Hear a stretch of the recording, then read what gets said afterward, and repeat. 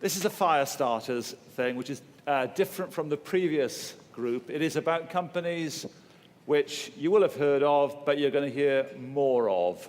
So it's for these people on this platform to tell you what they're doing and why you're going to hear more of them. Aaron, I know you. Introduce yourself to these people here and tell us what you're up to. Good morning. I'm from Complete Genomics, and Complete Genomics has developed some transformative technologies for sequencing complete human genomes. And we've enabled it at a cost and a throughput that's really unprecedented. And what this enables is us to work with academic researchers, with pharmaceutical companies to unlock the genetics of disease and drug response. Ultimately, I think what this will result in is we can really deliver on the vision of personalized medicine, which is to deliver the right drug to the right patient, the right dose, and at the right time. So what now needs to be done? You're getting the science, right? What about the business? What are you now doing? So we've taken an interesting business approach. Previously, similar technologies would build instruments and then sell the instruments, place them in labs for those individuals to do the sequencing. Because we're doing DNA sequencing on such a large scale, there's really only maybe 15, 20 labs in the world that can handle the computational needs, that can actually catch all that sequence as it's coming off of the instruments. So we've developed a service model. And the service model is for these researchers to send us their sets of DNA. In order to do a well statistically powered genetics study, they need to send hundreds to thousands of samples. And so we will sequence those in our laboratory. And personalized medicine will still make money even on small numbers? Well, the ultimate goal is right now, is to gain an understanding of the genetics. Right. And then ultimately, personalized medicine will be a large-scale event. Everybody here will have their genome sequenced at some point, and it will be part of a medical record. Should I worry about that? I think you should be thrilled about that. Thank you very much. One further I'm thrilled, everyone. One further thought. A lot of people I've talked to in healthcare think there's a change of climate in this country, because there is a change of climate in it. And they're starting to change the way they think about business. I talked to a guy from healthcare in GE last week, and they're starting to think about much more basic technologies, getting to more people. Is that something you detect as well?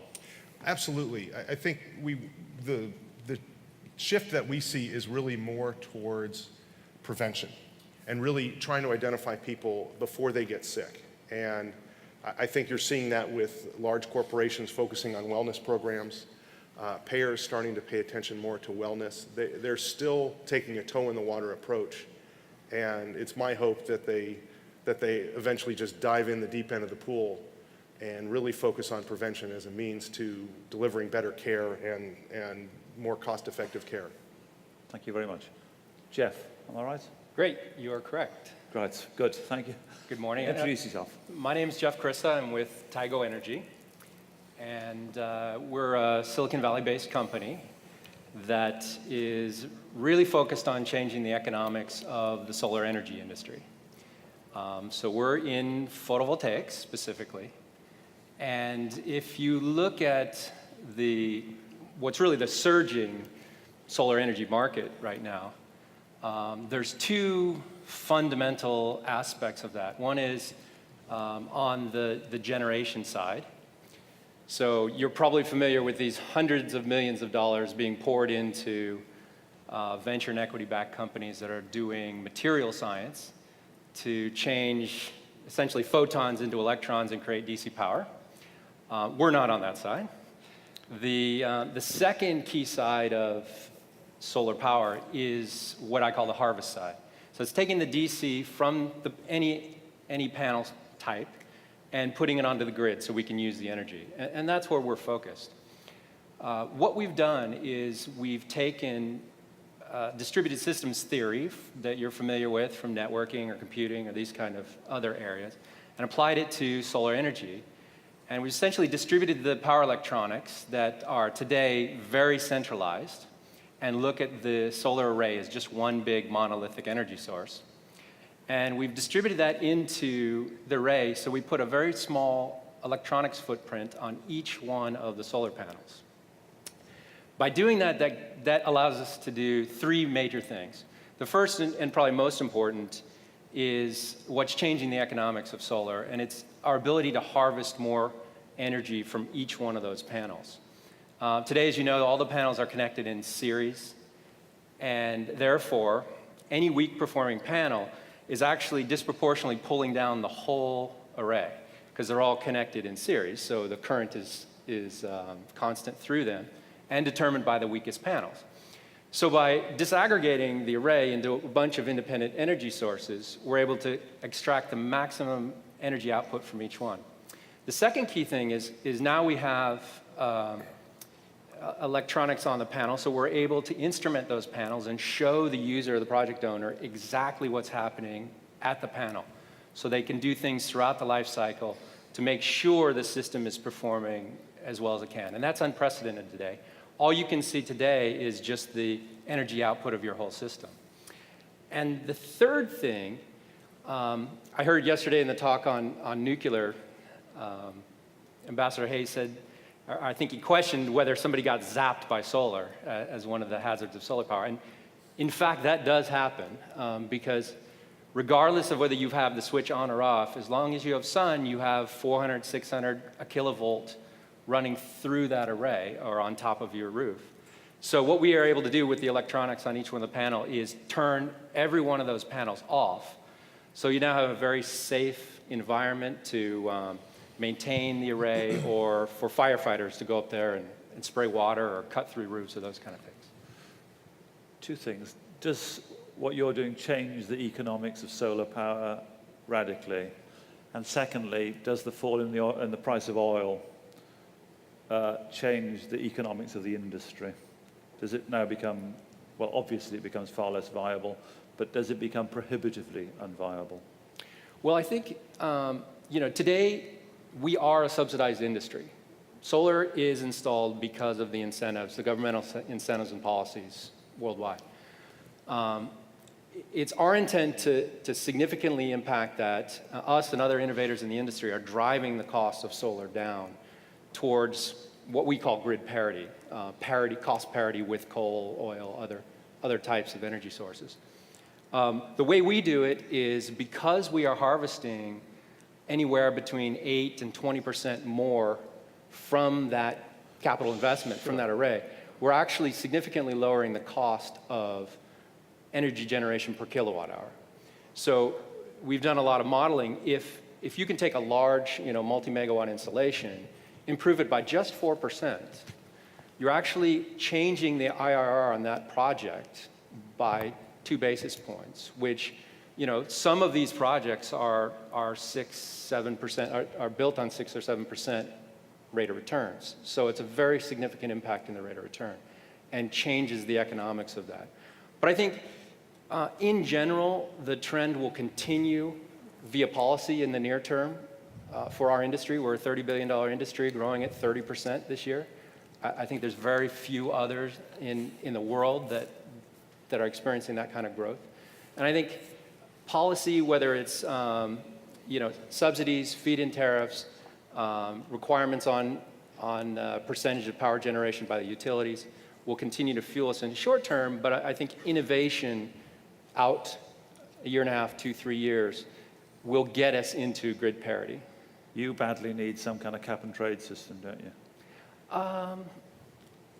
I think it's helpful. One of the things that I'm very leery of, and I'm hesitant to be a full-blown advocate of subsidies, in that heretofore, having rich subsidies has really slowed the pace of innovation and slowed the cost declines. How so? Well, if you have a subsidized market, you essentially have a ceiling set, right, on the money's there. what it needs to cost, right, to be affordable.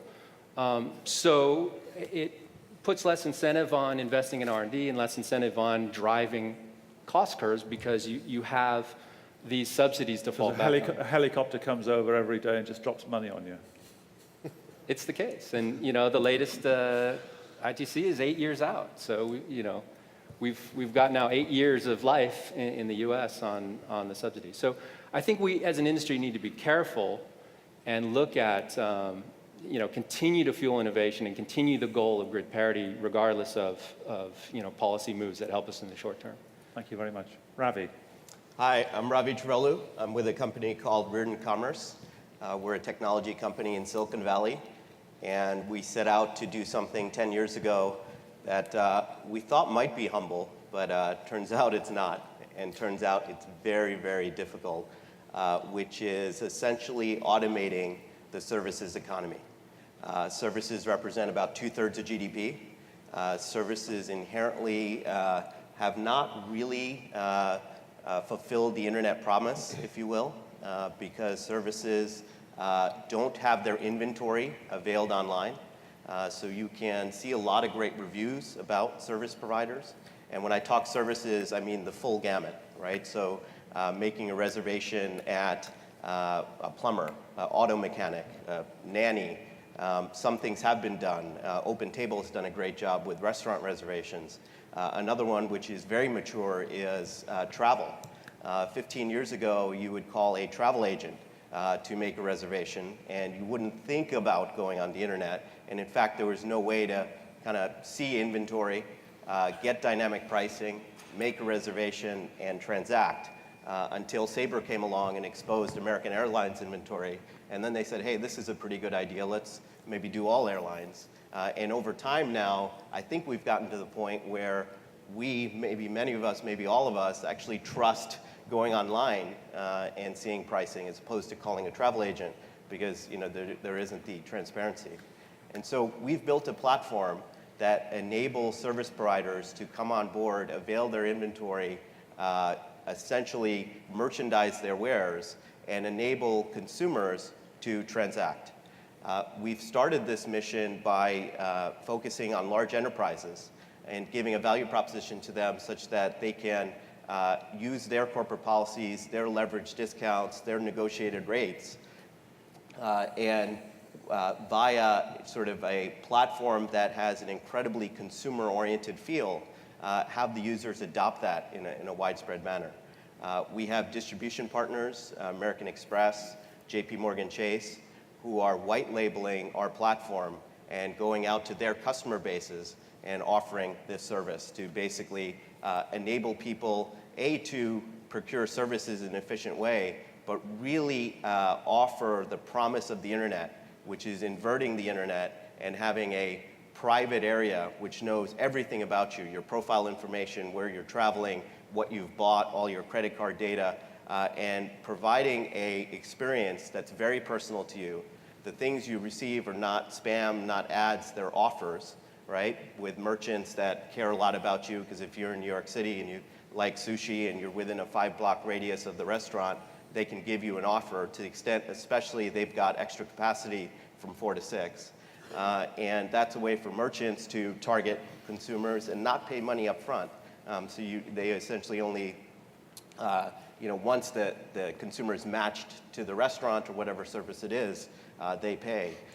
So it's a very exciting product. We've got, I think sort of we're the eBay of services. And as many of you know, you've got to bring suppliers and buyers onto the marketplace to make it vibrant. I think we've got a critical mass there and still a lot of work to do, but we're very excited. So explain who your customers are. They are the people trying to sell the restaurant table or the cinema seat or whatever. Yeah, our customers are our suppliers and our buyers. So on the buyer side, we've got distribution partners like American Express, JP Chase, several others. We also have very large enterprise customers like Motorola, SmithKline, Glaxo, others. We're now moving into the SMB. We're moving into the consumer markets next year. And on the supplier side, suppliers view us not as a disintermediator, which is the reason Reardon Commerce 1 failed, because supplier enablement was very challenging, because to the extent you were the market share leader in paper clips, you didn't want to be commoditized with your brethren. You didn't want to be sorted by price.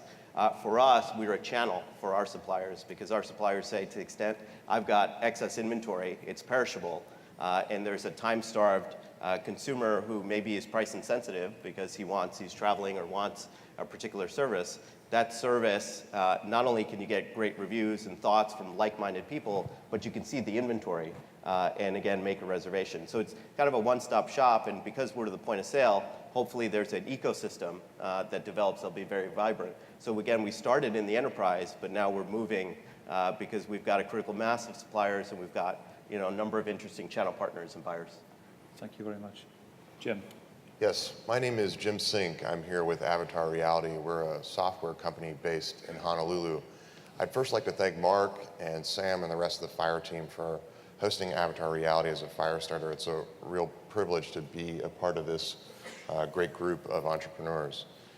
Our software is called Blue Mars. It's a next generation virtual world platform that enables businesses, digital entrepreneurs, and educators a new and better way to play, collaborate, learn, and profit. Virtual worlds have been around for a long time, but there's some important differences between what we've created and the platforms that came before us. The most obvious one is fidelity. We have the most advanced real-time 3D engine in the world. What that means is your brand and your content will look better in Blue Mars than anywhere else. The next is the way that we scale. Legacy virtual world platforms tend to choke when you have more than 3 or 4 dozen people in an area. We support close to 10,000. The next is security.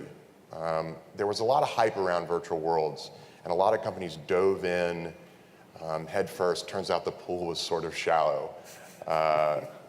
We learn from a lot of these mistakes, and we provide some benefits for companies to help them avoid some of the unpleasant brand management situations that they ran into.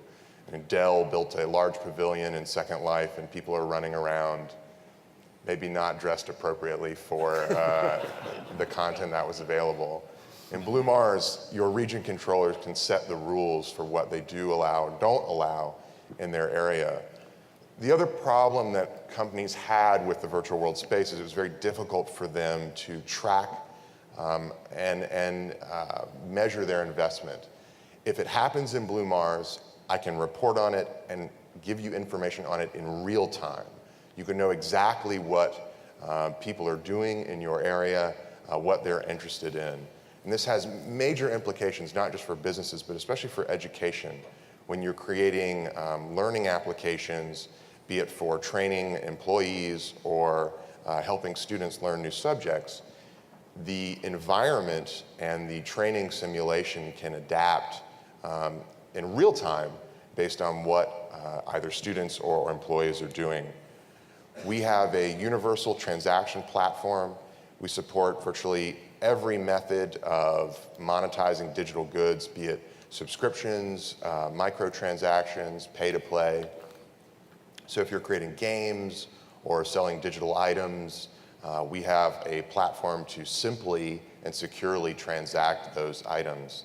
And going back to security, one important difference between the way we've constructed our world and the ones that came before us is we have much more effective tools to manage copyright. It's far more difficult to pirate material in the world, copy it, give it away, or represent it as your own.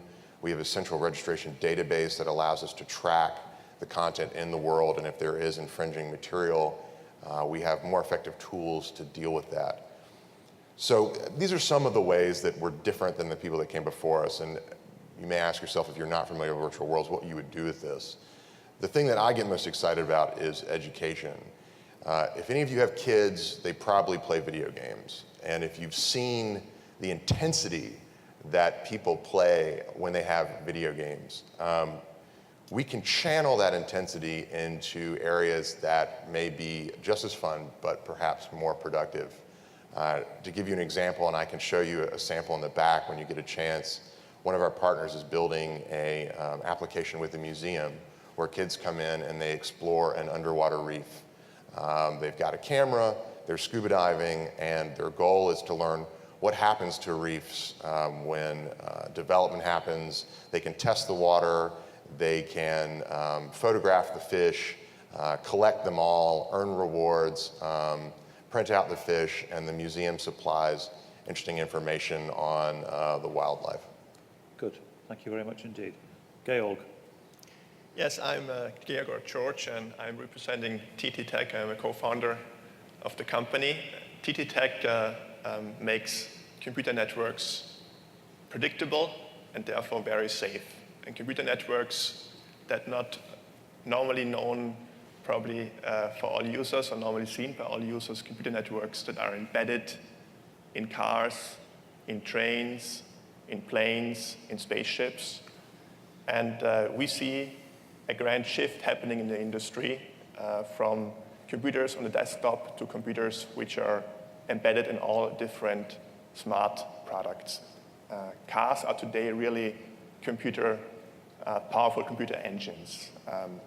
Planes are more and more differentiated by electronics. Spaceships are based on a large part on the electronic control systems.